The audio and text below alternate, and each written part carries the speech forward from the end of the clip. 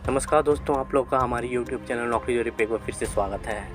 कल cabinet meeting के द्वारा झारखंड की नई नियमावली को पास कर दिया गया है। उसमें जो संशोधन किए गए हैं उसके बारे में आप लोग को ऑलरेडी पता है, लेकिन आपको बता दूं कि जिस प्रकार से नई नियमावली में संशोधन किया गया है, नियुक्ति नियमावली में संशोधन किया गया है, अब उसका विरोध सभी तरफ से हो रहा है, चाहे वह विद्यार्थियों की तरफ से हो या फिर विपक्ष की तरफ से हो या फिर बीजेपी की तरफ से हो। तमाम अब विपक्ष और विद्यार्थी अब जो संशोधन की गई है नियमावली में उसका विरोध कर रहे हैं। उन्हें अब डर लग रहा है कि यदि इस प्रकार का नियमावली बनता है तो क्या यह फिर एक बार कोर्ट कचहरी तक पहुंच जाएगा और इसे फिर चैलेंज कर दिया जाएगा, और जिस प्रकार से पिछले बार वाली नियमावली के कारण विद्यार्थियों का सालों बर्बाद हुआ है, फिर से इस नई नियमावली के कारण भी हो सकता है। तो विद्यार्थियों को यहाँ पर बहुत ही बड़ा डर सता रहा है। और आपका क्या कहना है हमें कमेंट करके जरूर बताइएगा कि क्या आपको लगता है कि यह नई नियमावली भी कानूनों के अड़चनों में फंस सकती है या फिर इसे भी कोई चैलेंज कर सकता है, या फिर ये नियमावली परफेक्ट है।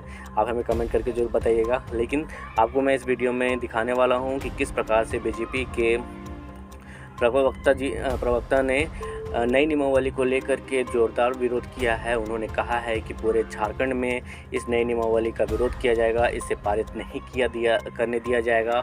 और जिस प्रकार से हिंदी को हटा दिया गया, हिंदी भाषा को हटाया गया है या हिंदी भाषा का अपमान कहा गया है, क्योंकि तो आप खुद भी सुने कि उन्होंने क्या कहा है। सरकार ने नई नियोजन नीति को तो कैबिनेट से पास कर दिया, लेकिन ये जो नई नियोजन नीति पास हुई है ये पूरे तरीके से हमारी राजभाषा हिंदी का अपमान करती है, बहुसंख्यक समाज के हितों पर कुठाराघात करती है, अल्पसंख्यक वोटों के ध्रुवीकरण को करती दिख रही है। और जो यहाँ के मूलवासी हैं सामान्य जाति के, उनके साथ भी ये घोर अन्याय है। आप देखें कि मुख्य परीक्षा से एक किस तरीके का एग्जामिनेशन होता है, दो तरह का एग्जामिनेशन होता है, हिंदी इंग्लिश का स्क्रीनिंग पेपर होता है, तो वहाँ तक हिंदी है, लेकिन मुख्य भाषा जो है जिसमें मेन जिससे सिलेक्शन होता है लोगों का, जिससे रैंकिंग मिलती है लोगों को और मुख्य चयन होता है उनका, उससे इन्होंने हिंदी को हटा दिया। पहले हिंदी थी, संस्कृत था, इंग्लिश था, लेकिन इन्होंने हिंदी को हटा दिया। तो हम ये साफ मानते हैं कि ये राजभाषा हिंदी का अपमान है। पूरे हिंदी स्पीकिंग बेल्ट में आप देख लें तो किसी भी स्टाफ सिलेक्शन कमीशन ने, स्टेट स्टाफ सिलेक्शन कमीशन ने हिंदी को अपने मुख्य पेपर से नहीं हटाया है। तो इन्होंने सिर्फ चालाकी करते हुए स्क्रीनिंग में हिंदी को रखा, जिसके अंक का कोई गिनती नहीं होगी मुख्य परीक्षा में, चयन में, और मुख्य परीक्षा से इन्होंने हिंदी को हटा दिया। तो हम मानते हैं ये लाखों छात्रों के साथ अन्याय है और बहुसंख्यक समाज के हितों पर भी ये कुठाराघात है। ये नीति इन्होंने बनाई, इन्होंने क्षेत्रीय और जनजातीय भाषा का जो कैटेगरी है उसमें उर्दू को शामिल किया। अब हम तो इनसे जानना चाहते हैं कि उर्दू कब से क्षेत्रीय और जनजातीय भाषा की कैटेगरी में आने लगी।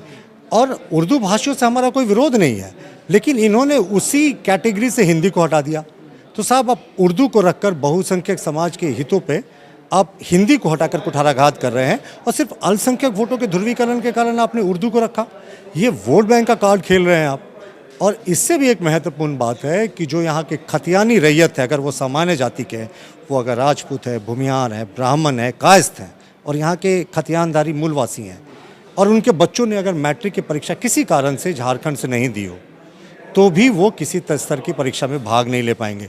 तो ये तो सामान्य जाति के जो मूलवासी हैं उनके साथ भी ये घोर अन्याय है। तो ये सरकार की जो नियोजन नीति बनी है ये पूरे तरीके से डस्टबिन में फेंक देने लायक है।